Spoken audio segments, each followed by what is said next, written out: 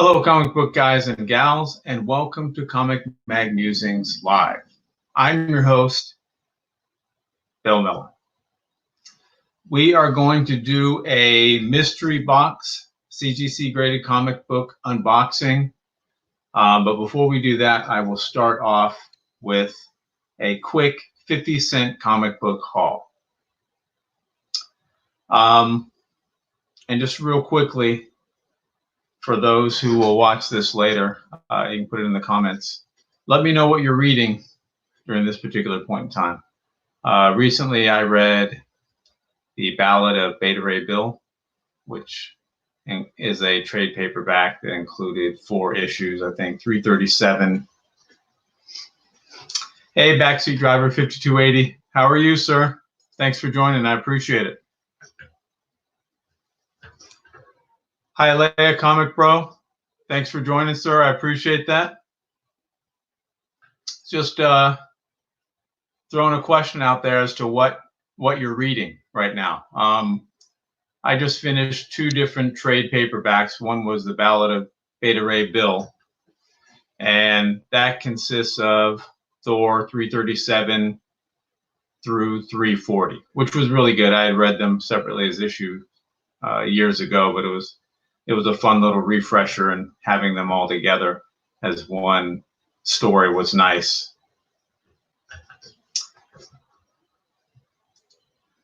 Excellent. You'll have to tell me how that is, whether you recommend it or not. I did yesterday, just finished on the back of that one, another trade paperback called Thor Core.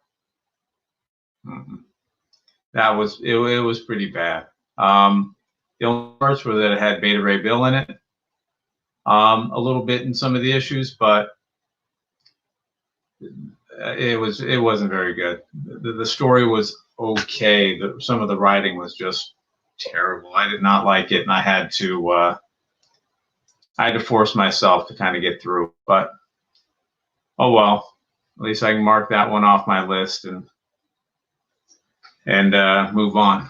Hey, indies are great too. I think I used to read, probably up until a year ago, mainly indies, primarily because with superhero titles, I always felt that there was such an investment. I'm kind of a completist, so I felt like I'd have to go back to the very beginning of that title and read all the way through to the point where I initially was going to get started on it, just so I had all of the backstory on everything, and everything kind of made sense. So I would usually jump on indies. Some of the better ones I've read recently, Gideon Falls is a really good one. Anything by Rick Remender. Hey, Burke Family 54 Comics. how are you? No Power Ranger books. But yeah, I would usually jump on indies because I didn't feel that obligation. They were a self-contained series, and I could jump on from the beginning and not feel an obligation to get any backstory to help make better sense of whatever it is I was going to jump into. Peter Panzerfaust was a really good one. Some really Fables, really good. But what is it, Bill Windingham or Willendingham, something like that. That was a really good one. Transmetropolitan I read just recently. It was okay. But yeah, so I used to do that a lot up until I'd say maybe 6 months ago. I got a Marvel Unlimited subscription, and so I just been jumping onto. To me, that's an incredible value if you don't mind reading digitally. And so it's given me opportunity to read a lot of the newer series with the understanding that I have to be okay with maybe not understanding all of the backstory of whatever that particular character or series has gone through. And that's been okay up until this point. So before we get into the unboxing, I was going to do a quick 50-cent issue haul. These are all modern books probably all from, for the most part, from 2019, maybe some from 2018. All of them are in higher grade, maybe 8.5 to 9.4, 9.6, something like that. So let's get cracking with those, and then we'll get on to the unboxing. So if you guys have any good indie titles that you want to throw in the chat, that would be awesome. Something we could all check out collectively. All right, so what do we have? Cosmic Ghost Rider Destroys Marvel History #6. This is the B cover, 2019. The cover is by Kim Jacinto, and it's the first appearance of the Canadian Spider-Man, eh?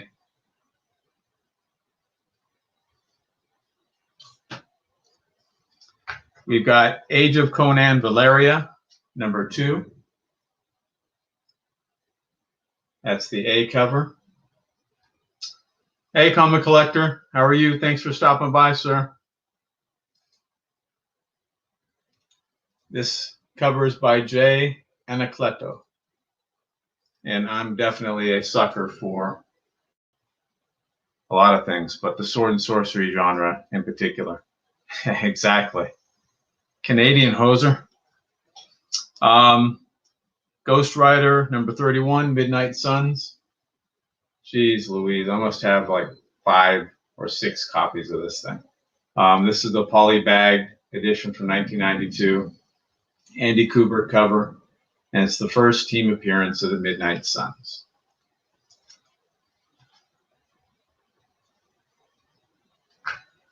Now this one's dirty. This is the Saviors, speaking of indies, #1. The A cover by Jay Bohm from 2013. And that's supposed to be a white cover. Ouch.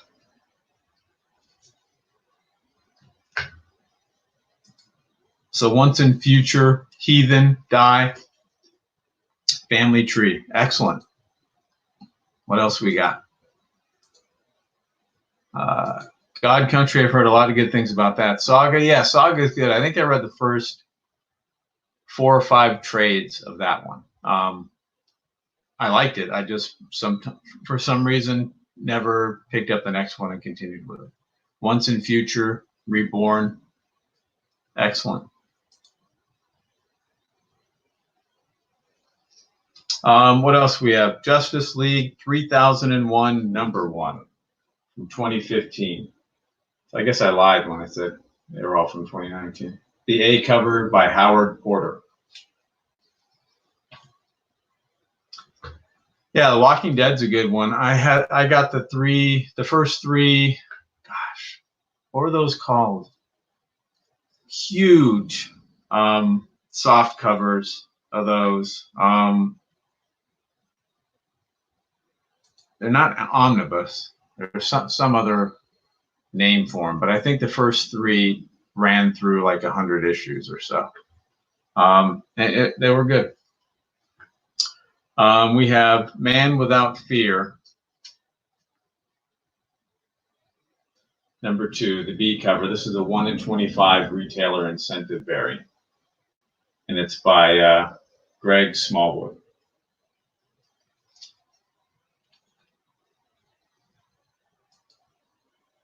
Really, Steve?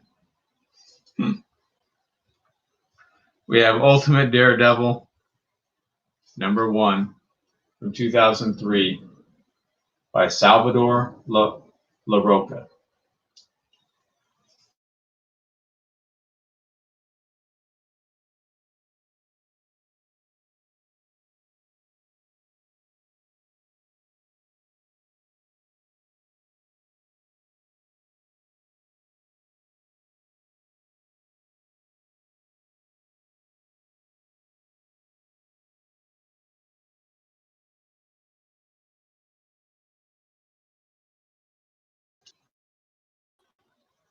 Are we back? Sorry about that. Every now and then I have some issues with the internet connection, since everyone seems to, obviously a lot of people are working remotely or they're indoors streaming things. So same amount of bandwidth, but just greater demand. So I apologize for that. We got Batman and the Outsiders #4, the B cover by Mikel Janin. Sofia Ramos becomes Babylon.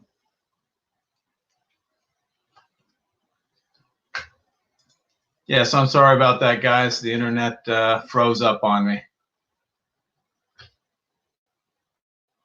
The Immortal Hulk #7, third printing. This is the F cover by Joe Bennett. And this issue features the Battle of the Hulk versus the Avengers.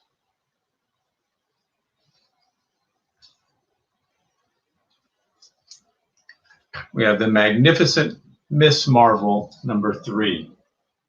This is the A cover by Eduard Petrovich.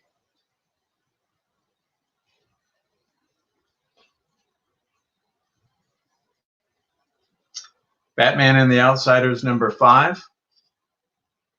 The B cover by Kevin Nolan.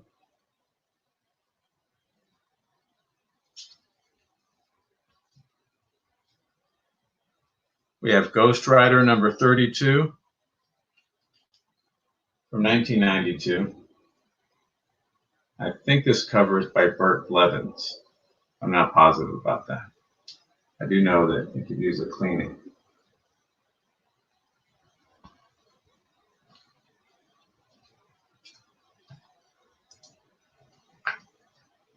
That one, Steve? Yeah.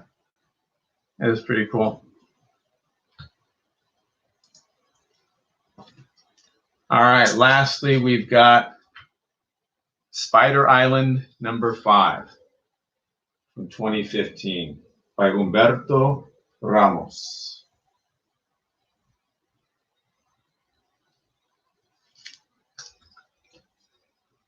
All right, and that is my 50-cent comic book haul. So now let's crack open this mystery box and see what we got inside.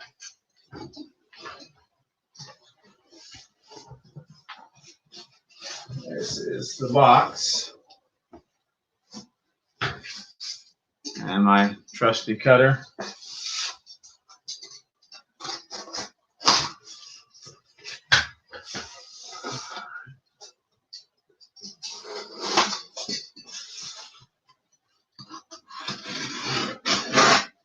I don't know how trusty. All right, got it. Newspaper. Well, not newspaper, but paper.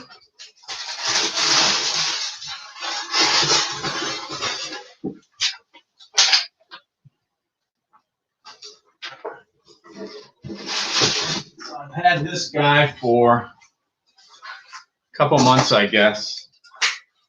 These are from my comic shop.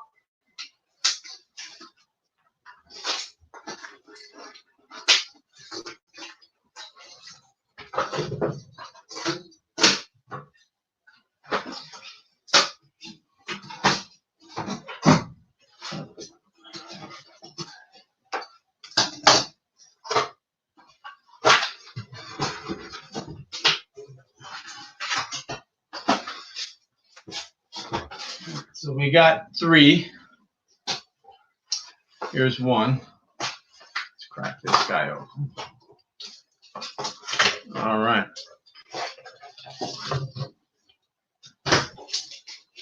Very cool. Got Howard the Duck, #19. So this is, yeah, my comic shop is fantastic. Unfortunately, due to what's going on, I think Jackson Roy Kirk said last Wednesday was the last day that they shipped anything out. So they're suspending all orders until, sometime in the future, indefinitely. And I guess if you had something, hopefully it got shipped out. And if it didn't, I imagine it'll be there in suspended animation until they resume operations. This is Howard the Duck 19, Marvel Comics, December of 77. Amazing Spider-Man number 50, cover homage, letter from Kurt Busiek. Steve Gerber story, Gene Colan and Klaus Janson art, Gene Colan and Tom Palmer cover.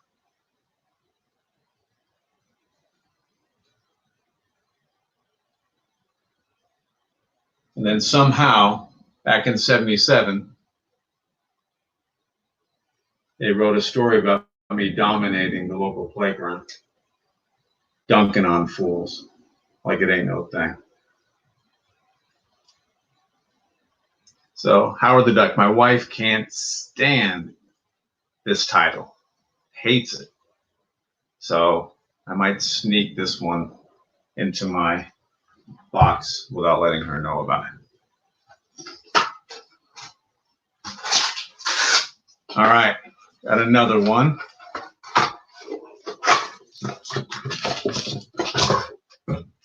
Oh, nice. All right, so we've got Luke Cage number 2.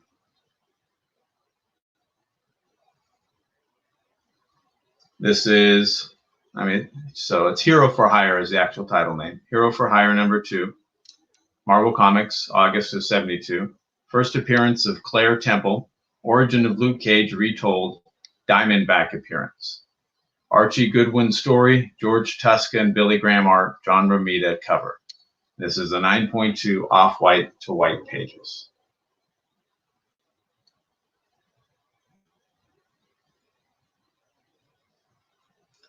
On the back, if ever you're going to do a correspondence school, now would be a good time. LaSalle Extension University. All right, and we've got one more.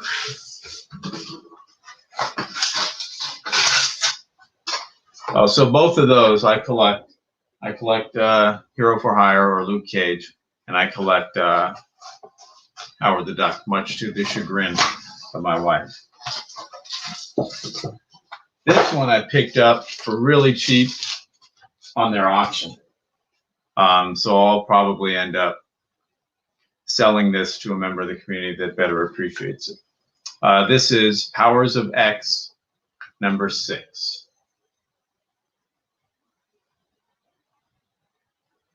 This is the last one in this group. So this is Marvel Comics, December of 2019, the action figure variant cover. Jonathan Hickman story, R.B. Silva and Pepe Larraz art, John Tyler Christopher cover, 9.8 obviously, white pages.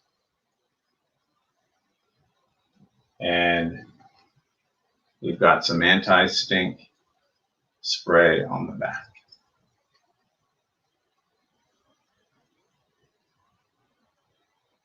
So there you go. Those are the 3 that we have. We have Powers of X number 6, the action figure variant. That one I will sell at some point in the future or trade.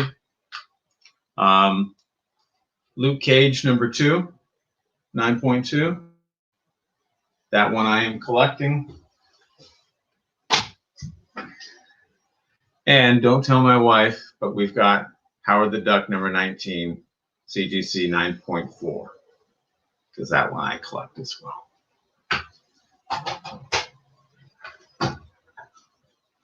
All right, well, thanks for stopping by, Steve. We appreciate it. Everyone, if you get a chance, be sure to check out his live stream.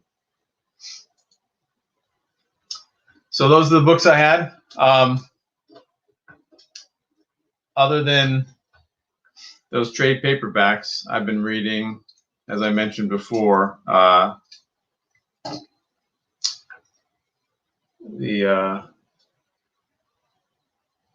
books digitally on Marvel. And I can't remember what issues I'm up to, but I've definitely read a lot.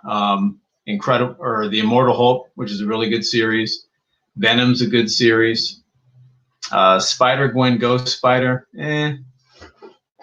kind of slow initially. It gets a little bit better, but not a whole lot better. The Amazing Spider-Man's pretty good. I think I've read through issue 20 something, maybe even 30 on that one. Fantastic Four, Dead Man Logan, I think I've read 5 or 6 of that one. Because with the Marvel subscription, there's a 6-month gap, right, between when a print book comes out and when you're able to read it digitally. So a book that came out yesterday, even though they don't come out right now, I wouldn't be able to read that digitally until 6 months from that point. So it's hard to have those discussions with people who are reading the floppies, because I'm just not up to that point yet. But I guess once the series ends or a certain arc ends, then you can kind of discuss those things. I will definitely. So Steve from Burt Family 50 Comics has a contest going. If you create a video, you get 3 entries. If you put a comment in, you get 1 entry. So everyone absolutely go and at the very least put a comment entry in, and I will check it out and see if I can put together a video. I'm not terribly good at making those, but I did just recently make 2 contest videos and they were fun. So I want to try and do more of that in the future. All right, well, that's it, gang. I appreciate it. Thank you, everyone, for stopping by. Have a wonderful evening. Stay safe, and I'll catch you guys later. Thanks, gang.